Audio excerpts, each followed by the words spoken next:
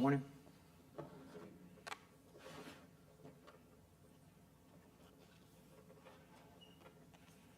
Jump off of the Jesus stories just for today. We'll come back to them later.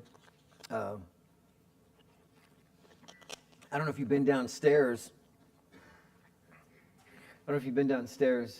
Yet today, but if I would invite you to go downstairs and take a tour. Go down the stairs, go all the way to the end, and before you get to the kitchen, hang a right, and look what we did down there. There's 2 rooms that have been isolated. It's the 1st through 5th grade boys' Sunday school classroom, and now they're full of wrestling mats and punching bags and crash pads, and it smells like a gym down there. So you should go check it out.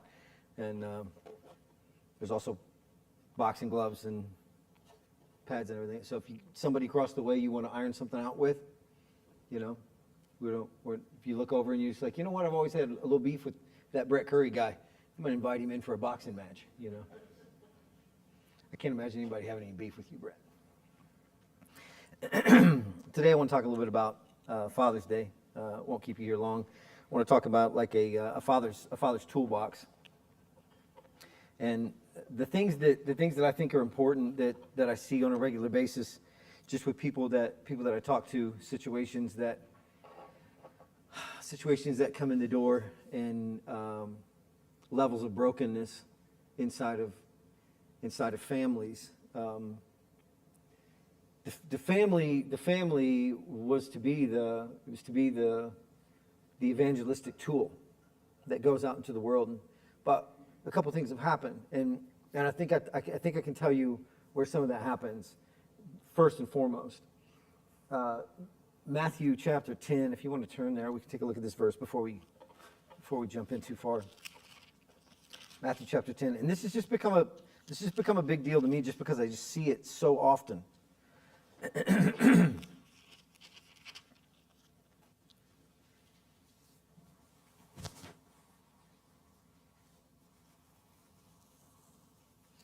Jesus in chapter 10 of Matthew has sent his disciples out, his apostles out, to go preach, and he tells them to do not get any gold or copper to take in your belts, or a bag for your journey, or an extra shirt or sandals. This is verse 10.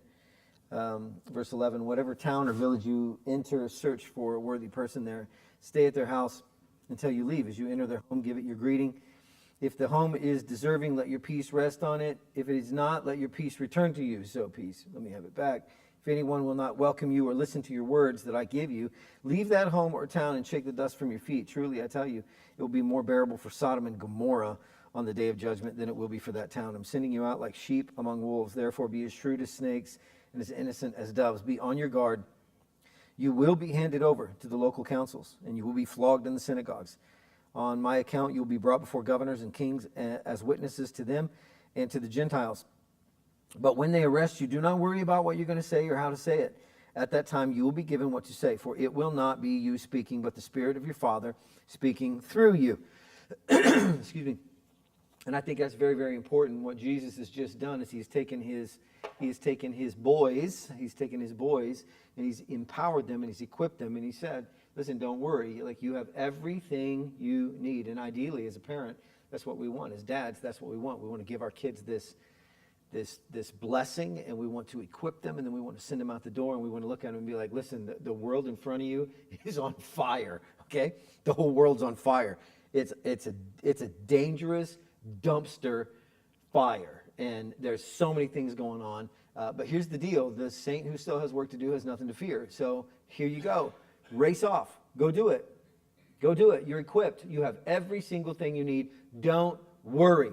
And as a parent, it would be so awesome to be able to be in that spot with your own children and to push them out. Now, we're not Jesus, and we're not going to do as good a job equipping. We don't have the spiritual power to be able to just put that on our kids, but there are some things that we can do.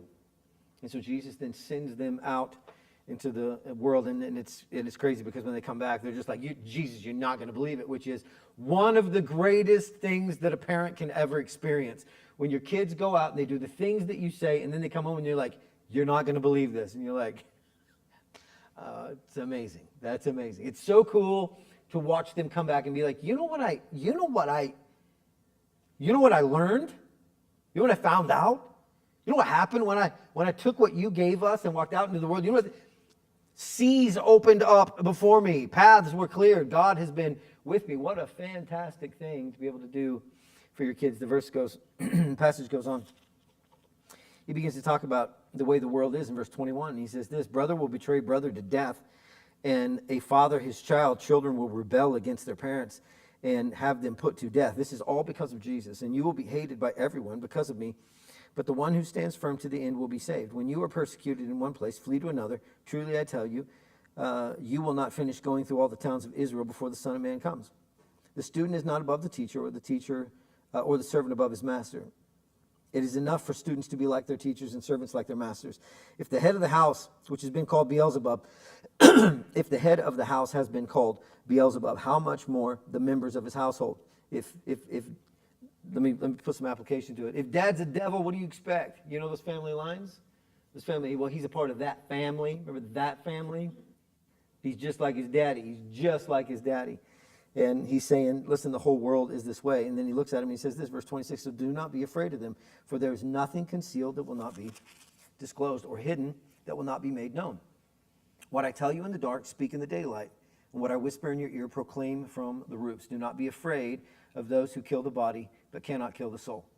Rather be afraid of the one who can destroy both soul and body in hell. Are not two sparrows worth a penny? Do you see what he's doing here? He's like, listen, it's dangerous. I just want you to know. And here's what he's not saying. He's not saying to him, hey, you need to be very, very careful. Be very, very, listen, if you're persecuted, go to another place and do the same thing again. But what he keeps saying is, don't be anxious. Don't be afraid. Don't fear. Charge out into the world. In our day and age, parents, and I'm notorious for this as well, we will worry so much about that. And I don't know if you've ever been on the receiving end of that, but if you've ever been on the receiving end of a very hyper-vigilant parent, there's a thing that happens to you. If you have a mother who really loves you and loves you too much and is always worried about you, do you know what that does? You know what it breeds? It creates this look on the parent's face, and then the kid internalizes it, and here's what it looks like. Oh my gosh, you need to be careful out there. You need to be careful out there. You need to be careful. And then all of a sudden it's like, it must be horrible. It must be terrifying. I must not be equipped. Now be careful when you go out there. Be careful when you go out there. And what Jesus keeps saying is this, don't be afraid. Don't be afraid. Don't be afraid. I'm telling you right now, the world is dangerous. There's all kinds of things happening out there. You don't be afraid. That's your job. The world's going to be the world. You go out and do your job. And as dads, that's a thing that we have the power to do. I was thinking about this. I had a track coach at one point who said to me, and I remember this vividly on 2 occasions. Track coach who came to me, and we were running a race, and I can't remember the distance, whatever it was, and he said that, and I ran it, and he came back and he said, I think you can do it in 12 seconds flat. I thought, there's no way in the world I can run this race in 12 seconds flat. There's no way in the world. And I ran it, and when I got back there, he goes 12 seconds flat. And I thought, that's amazing. We did another one. He did the exact same thing. I've had weights coaches who did the exact same thing. Weights that I would think to myself, there's no way I can pick this up. Moments that I had with my own father, who stepped in and said, listen, this is what you do. This is how you handle it. You need to do it this way. And I followed the script exactly like I was supposed to. And it was amazing how that worked. All I really needed was this fatherly voice. I needed this fatherly voice. One who's going to step into my life and say these things. Now, here's where it extends to the church. If you were like me, I raised 2 daughters. So I didn't have little boys, these little hood rats, these little hooligans. My house was calm and nice and sweet and pink and light blue, soft. People said kind words to each other. And it was calm, nice, quiet, smelled good. As I got older, those 2 things attracted, you know what they attracted? Boys. They attracted boys. And boys started showing up. Boys have been showing up ever since those little girls since they showed up. These little boys just keep wanting to show up. And then I started to realize, like, there's a thing that happens for us, for men, for Christian men, to where you're not their father. I'm not becoming their father. But it's important for me to be a fatherly voice in times that they need it. It's important for me to step into those places. Not that I want to take somebody else's place, somebody else's role, but it's my responsibility. And then when I look out past my own family, there's young men in the world who they need a fatherly voice. And so for me to be out in the world and be a fatherly voice in the lives of some of these kids, I said to a kid the other day, I was talking to him, and I don't know if I'm supposed to mention this or not. I'm going to do it anyway. I don't care. I recently got hired on as an assistant football coach with Iowa's high school, okay? And so I see a kid at the high school, at Sonic, and I'm getting a drink, and he comes out, and I know the kid, and I said to him, hey, are you playing football this year? And he says, no. He said, I can't. I got a broken back. I got bad hands and my neck and my sister. He got every excuse in the world on why he's not going to play. And I said, it's too bad. Because I really like this kid. I said, it's too bad. He's tough. He's a tough little gritty kid. I knew his daddy, and his daddy's a hard worker. And I really like this kid. I said, it's too bad. I said, I got hired on the coaching staff. And he looks at me and he goes, oh, well then, I won't tell you exactly what he said. Oh, then heck yeah. I'll be there. And I thought, what a weird response. Like a minute ago, his back was broke, but it's like, what's a broken back? Doesn't mean anything to me. Because what he's doing, he's looking at me and he's going, you've always been this encouraging voice in my life. So wherever it is you're going to be, I want to be. And so for us as Christian men, it's not enough just for us to be there for our own sons, for our own family, for the people that are around us in our circle. We have to be out among the world. There's something very important about that the world is looking. These young men are looking for, these young ladies are looking for this. Anytime we drove a van to Peak for Colorado, which by the way was the worst trip Luke had planned every year and made me go to. And I absolutely despised going on it until we got back, and it was awesome. But going out there, he would always put me in the girl van. He's like, you got girls, you drive the girl van. And let me tell you something. By the time we got to Colorado and we got back, they got every single bit of dating advice that I could possibly give little girls. And these little girls are looking at me just like, oh my gosh, I don't want to hear one more. And I'm telling them stuff like, listen, you don't pick boys like you pick puppies. Just because it licks you in the mouth doesn't mean you take it home. That's not what you're supposed to do. And they're just like, this guy's crazy. Because there's a responsibility that lands on us. That there's people who are just shirking their duties as dads. We have to pick up the slack. If we want to heal our community, we have to pick up the slack. We don't always want to. But we have to. That's a thing that we're called to do. And what you see Jesus doing in this time right here with his apostles, he's saying, now listen, go out into the world. Listen, the world needs to know. You're going to be fine. You're going to be fine. It's going to be horrible. All right? You're going to get arrested, and you're going to be fine. You're going to be persecuted, and you're going to get drug out in front of kings, and it's going to be fine. And people are going to chase you, and what you're going to do is run, okay? They're going to try to kill you. And you don't be afraid. It's going to be fine. It's like, what do you say? You're going to be fine. I've given you every single thing you need, so go do it. I believe in you. It's like, what? There's so much adventure that appeals to young men when you step into their life like that. I remember coming home from school and telling my dad, hey, I keep getting picked on at school. My dad, you could see instantly, what? So I'm like, I just keep getting picked on at school. I'm a lowly freshman. I just keep getting picked on. And he's like, well, did you ask him to stop? And I was like, it sounds like, did you tell a teacher? I'm like, yeah, guy, I asked him to stop. Would you? No, I didn't say to him, would you? Because I want you to. Okay, next time I get bullied, I'll say, because he probably hasn't even thought about the fact that he's doing it, and if I just ask him, surely he'll stop. Hey, would you please stop doing that? Yeah, no, he doesn't. Tuesday, same thing. Wednesday, same thing. Thursday, same thing. Friday, same thing. I'm like, hey, how was school, bud? Awesome, just like it was all week long. Not good. Did you ask him to stop? Yeah, I asked him to stop. How'd it go? Not good. Not good at all. And he pulls me in up close and he goes, tomorrow or Monday when you get to school, we're doing something different. And I'm telling you what, I had already got to the point to where I was so frustrated. But when he pulled me in and he looked me in the face and he goes, now, on Monday we're doing something different. And I thought, oh no. Now, in my room, quietly behind closed doors, standing in a mirror, I was boxing that guy's ears. But now he's like, you're going out into the world and it's going to be bad. And you are going to be okay. I thought, I'm going to get blasted when I go to school on Monday. He goes, this is what you're going to do. And he begins to line it out for me step by step to stop the problem. And I thought, oh no. I think maybe I'd rather get picked on. I was too scared. Like way too scared. Like this is going to be bad. I'm like, and for me it was like, I'm going to get in trouble. He's like, yeah, you're going to get in trouble. It's going to be bad. And you are going to be fine. I don't know how that works. No, it's going to be bad. It's going to be bad. And here's what I want. When you start this, when that gun goes off in your mind, when he puts his hands on you, that's the starting pistol.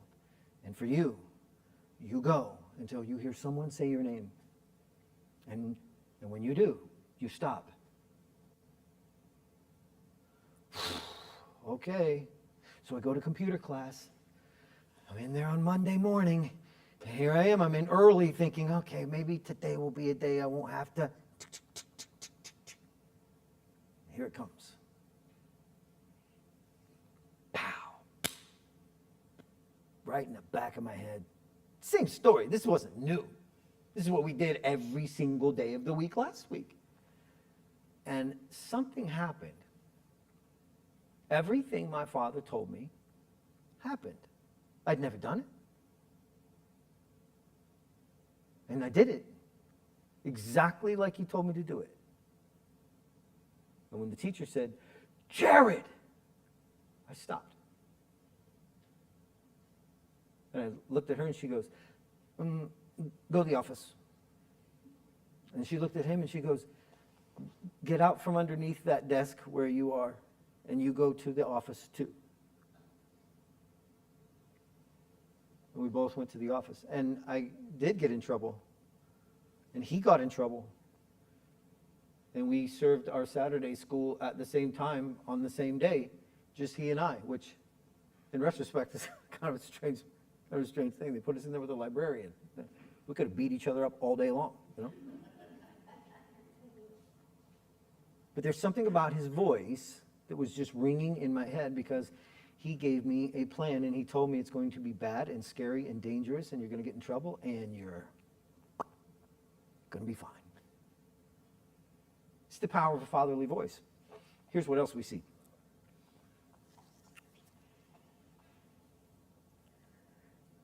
In our families, oftentimes, especially within church families, I mentioned this before, the biggest idol that happens within church is typically the family. The biggest idol is because what we do is we go to this place. It's a very, very dangerous, very, very ugly place. It's that place where husbands decide they don't want to lead. Instead, what they want to do is they want to appease. They want to appease their wife. I just want to make her happy. Now, there's nothing wrong with having a happy wife. I think my wife's a very happy person. I like it when she's happy. However, if that is my main mission and goal in life is to make her happy, I can promise you this, I don't have the resources for that. She will want things that I cannot provide for her, and there's no way in the world that I can do that. Because ultimately what she wants, and listen when I say this, don't get bent after when I say this right out of the gates. I just want you to hear it. Women will take your money, okay, as a consolation for your love. For a while. For a while. And I'm just basing this off of the number of times couples have come in and he's going, what else do I have to do for her? I give her everything she wants. It's like, probably not the best plan. She wants you. She wants you to be a leader. She wants you to step up. She wants you to love her. She wants you to parent children with her. This is what she wants. This is the thing that she ultimately needs. But if she does not get that from you, she will take the other stuff. and she will still not be happy. She wants you to step up. And the idol becomes the family. Same thing's true of kids. We will look at our kids and like, my kid's happiness and my kid's safety is the most important thing in the world. So we pat all the corners on every single part of their life. And once we start patting all the corners on their life, they're absolutely useless in the world. We can't send them out to do anything big because they're so broken and they're so weak and they're so coddled. And then that becomes the ultimate thing. And moms worry way, way, way too much. And dads are oftentimes shirking too much responsibility. They're not standing in the gap, being the fatherly voice that they need to be. And then Jesus speaks these words. Whoever acknowledges me before others, I will acknowledge before my Father in heaven. But whoever disowns me before others, I will disown before my Father in heaven. Now listen how close to this it gets and why it's so pointed. Do not suppose, Jesus said, that I come to bring peace to the earth. I did not come to bring peace, but a sword. For I have come to turn a man against his father, a daughter against his mother, a mother-in-law against her a daughter-in-law against her mother-in-law. A man's enemies will be the members of his own household. Jesus will absolutely take a sword to our families if we do not put him first. We have to put him first. I know it feels like we have to worry about them, and they are a ton of responsibility, and there are so many concerning things with the way the world is. And there's so many dangerous things. But if we get Jesus out of the out of the right place, and we move him off of the center of our life, and we begin to put our children on that throne right there, or our wife on that throne, or our husband on that throne, and we put something else in place of Jesus, you're asking for a sword. You're asking for a sword. I've seen so many families just get sliced to pieces. They have inner fighting between them. They can't settle disputes. They got beef with each other, and families just fall apart. This is supposed to be the evangelistic tool of the world. This was supposed to be the thing that carries the gospel forward, and now Jesus is on. Listen, if it doesn't do what it's supposed to do, I have to cut it into pieces. You continue to look at each other as you are the God. You are the God. Your children are God. Your wife is God. And all your purpose and everything else that you do has everything to do with shirking responsibility, trying to make her happy so that you can just put your feet up and not have to do so much. It's just too broken. Jesus does not want to bring a sword to our family. He wants our families to be whole, and he wants them to be evangelistic tools. So I got three points for us on men and the toolbox that they need. The first one is this: men need to be men of integrity. You cannot see yourself clearly on your own as a man. If you want to have integrity, you cannot see yourself clearly on your own. It's kind of like getting up in the morning and looking in the mirror and standing there, and you got your shirt on, and you do your hair, and you brush your teeth, you trim your beard up nice and tight, and you look in the mirror and you're like, it'll do. And then you walk out the door, because this bathroom mirror is only this big, and you walk out the door, and the next person you bump into says, "Why aren't you wearing any pants?" And you go, "What? I didn't even realize I wasn't wearing. I thought it was drafty in here, why? Why do I not? Because your mirror is not big enough." And oftentimes men love to keep smaller mirrors around. How am I doing? Good. How am I doing? Just fine. Just fine. However, if you take a mirror and you back up far enough and you have somebody else in your life who can stand there and is willing to hold that mirror for you and go, "Hey, guy, before you leave the house, try some britches." Might be helpful. To have somebody else in your life to hold it up and go, "I see a hole." And you go, I would have never noticed. The only way that we can be men of integrity is if we are men of integrity with one another, which goes to the next part, which is iron sharpens iron. But you have to listen to the words. Iron sharpens iron. Iron doesn't sharpen aluminum. Aluminum doesn't sharpen iron. So a lot of dudes go to these groups and they spend time with each other and they hang out and they drink beers in the barn and they go fishing with their friends, or they go do all these other things and they go, iron sharpens iron. It's like, I don't even know that your guy's iron. Are you spending time with somebody who is iron? Because if you're not, iron's not sharpening whatever it is you think you're sharpening. It's just not doing it. You're either carving it up or it's carving you up. And most of the time for us, what we do is we create these little cliques. We like to pretend like we're really doing something good, but we're not being honest. I have a friend, and he asks this question this way: how are you and your wife doing? And I say, good. And then he says, as iron should, would she say the same thing if I ask her? Well, maybe. I don't know. You don't call her. I don't know if that would be it or not. If we want to be men of integrity, iron sharpens iron. The book of James says it this way: be not only hearers of the word, but be doers of the word also. And then James uses the same illustration of a mirror, and he says this: it's like a man who looks into the mirror and forgets what he sees. He walks away and forgets what it is that he sees. I can look at myself in the mirror and I can go, I think I'm doing okay, and walk away and not think I need to adjust anything until I get around iron. And once I get around iron, I begin to see clearly I've got things in my life that need to be addressed. Or the people in my life have things in their life that they need to be addressed. And the reason we do that is because of love. It's in my best interest that you succeed as a dad and as a husband. It's in my best interest. Here's why. Because if you succeed on that level, then your kids and my kids are probably going to be friends, and they're going to be around each other, and they're going to be in the same circles, and that's going to be good for me, and it's going to be good for you. This is what we hope for with the church, that the church will become that we can be iron sharpening iron. This is our hope.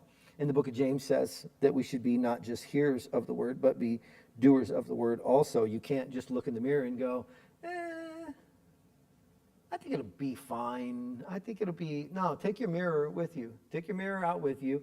Find somebody and hand it over to them. And listen, this is part of it. Hand the mirror over to somebody else and be like, hey, what do you see in my life that I need to adjust? I need to adjust. That's one of the things I really appreciate about the leadership at this church is these guys just do not give me any creed or quarter. They just don't. They're just like, just because I do this part, they're not letting. If Luke thinks there's something, Luke and I had a conversation not long ago, and I asked him, I said, hey, why didn't you say something to me about that deal? And he goes, here's what I knew. He said, I was going to, I thought about it, but here's what I know. I know you well enough to know that if that you were going to eventually iron this out and you were going to work this out. I wasn't concerned. I saw it. I didn't agree. I knew it would work its way out. And I go to him and I say, hey, listen, I need to talk to you about this. And he said, I knew you would work it out. And here's what I trust, because he's been in this place before, to where if I don't get it figured out, he will step in. And the same thing's true with him. Moments that I've gone to him and I've said, hey, listen, I really think you need to take care of this. I think you need to take care of this. And he comes back and he says to me, you kept saying it and I didn't do it. And that's my fault. And those instances are things that build good friendships. Not like the world builds friendships, not beers in the barn, not fishing with friends. But moments where you sit down and you go, I got failure in my life. And I can't have that. I need better. I need to be better than this. I need you to just kind of be there. Be willing to call that stuff out in me. And that's an important part. So I think the first part is being a man of integrity. I think the second part is this: loving their mother well. If you want to be a great dad, great man, if you have children, then you need to love their mother well. I understand that there's times where there are split families and dad and mom do not live in the same house. And because they don't live in the same house, that still doesn't mean that you don't love her well. You don't love her the same, but you can still love her well. You can love her well. You can love her well by holding your tongue. You can love her well by taming your tongue. You can love her well by not being a gossip. You can love her well by not being vindictive and being sharp with your words. You can conduct business and you can raise kids and you can do the thing that you need to do. You don't have to be ugly. You don't have to move into that overly emotional place. to where somebody just gets you so mad and so riled up. You can do that. However, if you are in the same house with your wife, then you love their mother well. You love their mother well. Does that mean they never fight? Yep, that's true. Kate and I have never fought, not once. Kate and I have had some serious Donnybrooks in front of our kids. And I'll tell you what our pattern has been. If we fight in front of them, then we apologize in front of them. And listen, there's been times she's just like, listen, you are wrong. And I have to admit that I'm wrong. And there's been times I've looked at her and I'm like, you were a bad example to those girls, and you need to go apologize to them. They're going to grow up and have husbands someday, and if they act like you just acted, their marriage is going to suck too. So you need to go tell them. Go tell them you're sorry. And she's like, you're right. This sucks. And we're honest with each other. And this is how we love each other well. And so our job as men is to love their mother well. If you take a look at Ephesians chapter 5, Jesus uses these three similes. It says, you love your wife, husband, not Jesus, I'm sorry, Paul in the book of Ephesians. And Paul says this. He says, love your wife, number one, as Christ loved the church. As Christ loved the church. Oh, that means I'm willing to die for it. Yeah, sure. But most of us have been in a situation where a marriage sucks so bad, yeah, I'd be willing to take a bullet right now, please. Anything to get out of this marriage would be great. That's not what it's saying.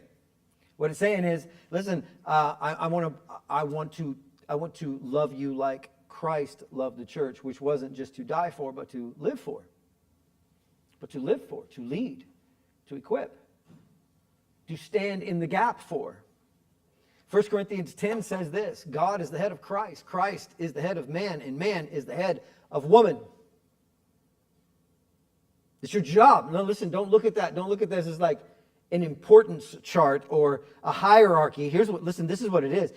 The care runs downhill like this.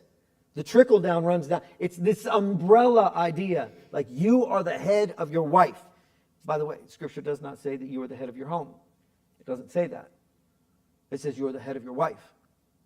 We like the sound of head of your home so much better than the head of your wife. I'm the head of my wife. My job is to step into her life and for me to be there as a cover for her. This is what 1 Corinthians talks about. For me to be a cover for her. There's things that bother her, and it's my job to rescue the princess. It goes back to 1989 Nintendo, Super Mario Brothers. You go all the way to World 8-4, and you save the princess. This is the job. Every single day. Am I trying to make her happy? No, I want her to be happy. But that's not my job. My job is to follow Christ and then to love her well like Christ loved me well. To care for her. So I got to be a man of integrity. Then I have to love her well.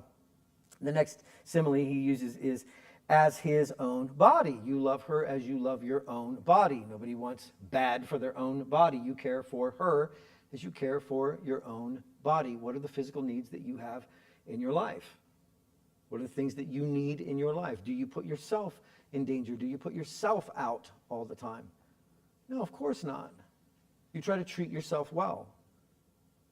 Paul says this, you need to treat her, love her as you love your own body. And the third one, he says, as he loves himself. So one is the flesh. Take care of your body, like you personally. You care for her, protect her. That's your job. It's your job to protect her. It's your job to take care of her. It's your job to encourage her.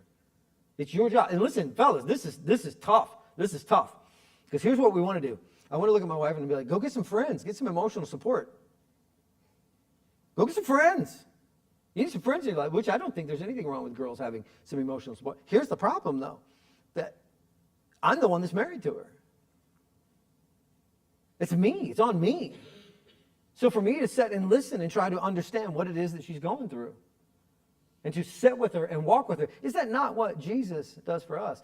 The word prayer has a couple of different meanings. One of them is to kiss toward. Another one is to exchange meaningful wishes with. So our prayer life should be us reaching out to God with meaningful wishes. It's like pillow talk, to where I say to God, look, this is where I'm kind of struggling. This is what's going on. My job in loving her and taking care of her is to do the same thing as Christ did for me. So the pillow talk needs to be pillow talk of me going, is there anything in your life that you need? Anything else that that we need to do. Or you have some dreams that you want to chase after that we need to kind of adjust. I'll tell you, he's not here today. Maybe he'll be second service, probably not. But we took a parenting class with Ernest. It was 6 years long. We went through this parenting class. It wasn't that long. It was, 14 weeks. It was the longest parenting class ever. In that class, here's what we did. We put together a family mission statement. And our family mission statement became the thing that guided and won the day. Something's got to speak into the day. Ours goes like this. We exist to please God by inspiring others, loving those around us, and doing hard things.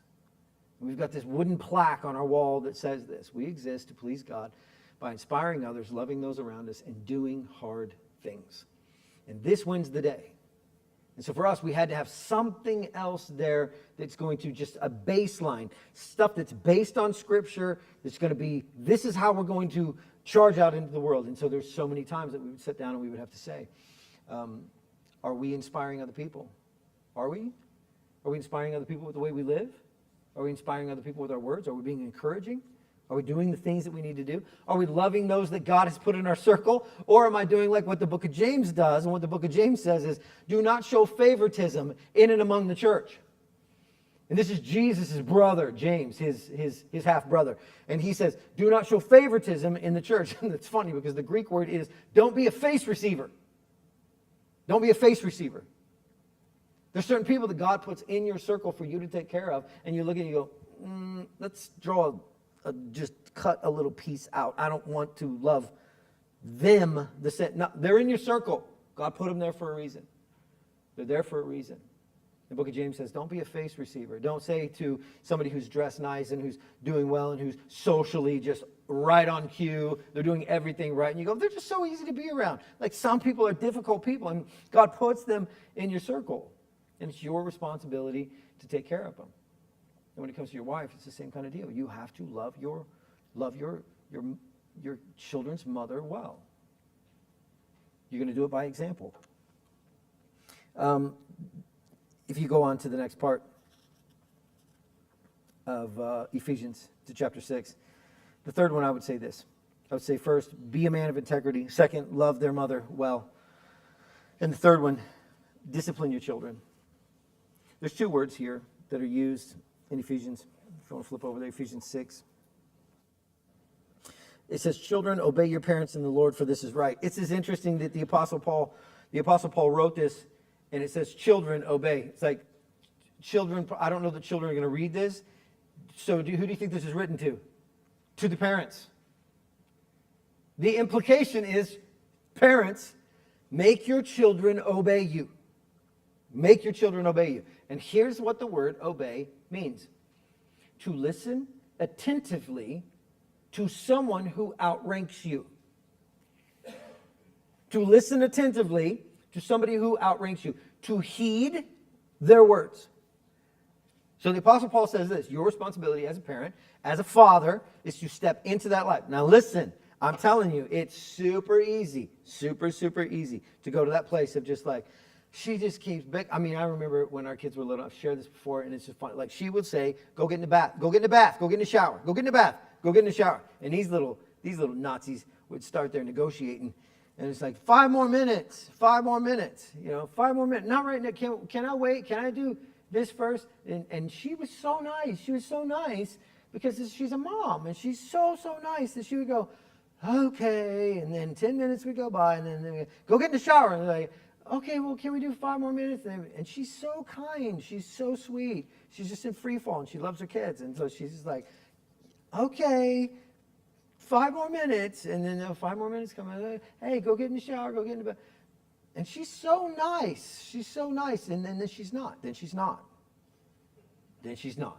Now she is Medusa, and she's screaming.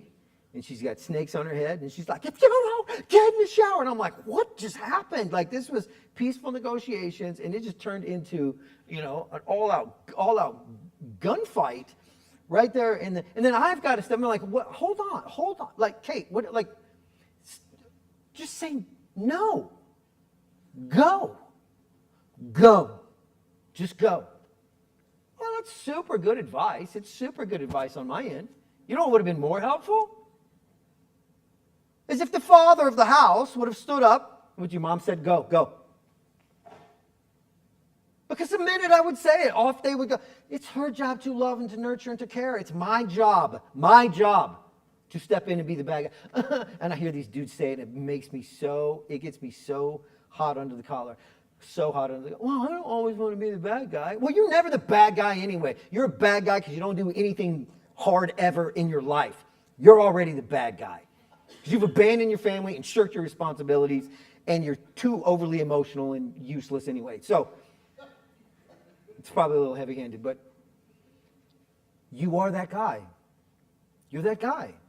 Protect your wife, protect her mental health, protect her so that she can continue to love her children and she doesn't have to hate them. Because the best thing that you could do is step in and go, no, you need to go. Go, go, get it done. Hey, I'll handle this. I'll handle bath time from now on. Bath time. Off we go. No, we're not doing that. Change that skirt. Can't wear it. No, that blouse will not do. Not for where you're going. Change it. I don't want to be the bad guy. I don't want to have these weird conversations. It's my job. It's your job. This is our responsibility. Discipline. Make them obey. They need to obey you. There's going to be a moment in their life where they're going to walk out into the world, and they'll be able to make their own choices. And hopefully at that point, we will have instilled enough wisdom that they will understand why it is that we've been saying the things that we've been saying. I never understood this very well until I had my own house. My dad used to get so mad at me because we'd pull up and it was really unclear. We lived in the country. It was really unclear where the driveway was. And so every once in a while, if I didn't know exactly where I was supposed to park, I could pull over in the grass. And my dad would say something like, why are you parked in the grass? I'm like, guy, calm down. It's grass. Then I got my own house. I had a friend come over. He stayed with us for a while. And you know what that idiot did? Pulled right up in my yard and parked in my grass. And I walked outside and I was like, no wonder. Called my dad on the phone. I was like, hey, sorry about parking in your grass. He says to me, he goes, yeah, it's a little different on the other side, isn't it? I was like, yeah, hold on. I said, I got to go get this idiot off my lawn. Hey, guy, move your rig off my grass. I don't have any idea what you think you're doing. There's a concrete right here. I'm just saying all the same dumb stuff. Oh, now I get it. Now I understand what my dad was saying. I thought this guy was just all weird about grass. And now it's like, we're all weird about grass. So apparently this is the thing. Our responsibility is to step in and to be that guy.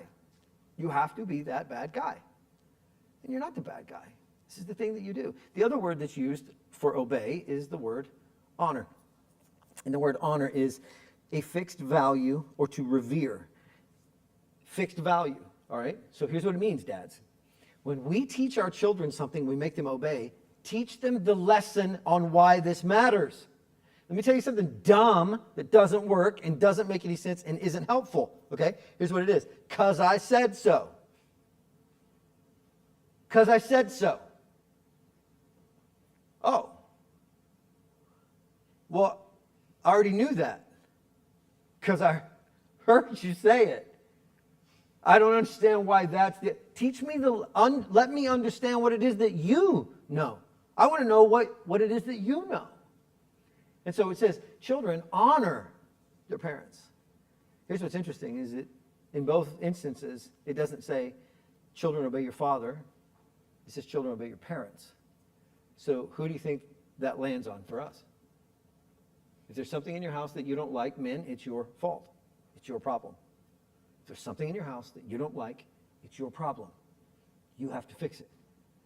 You step to the problem and you fix the problem. So first we make them obey, and then the other part we teach, and we teach them the fixed value of what it is that we're saying, so that they honor that. And they look at it and they go, I understand why this is important.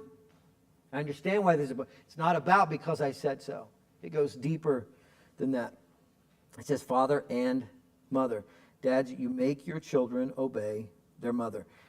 If you need some quick advice on little ones and discipline and how it should go, it should go like this. Discipline early and often.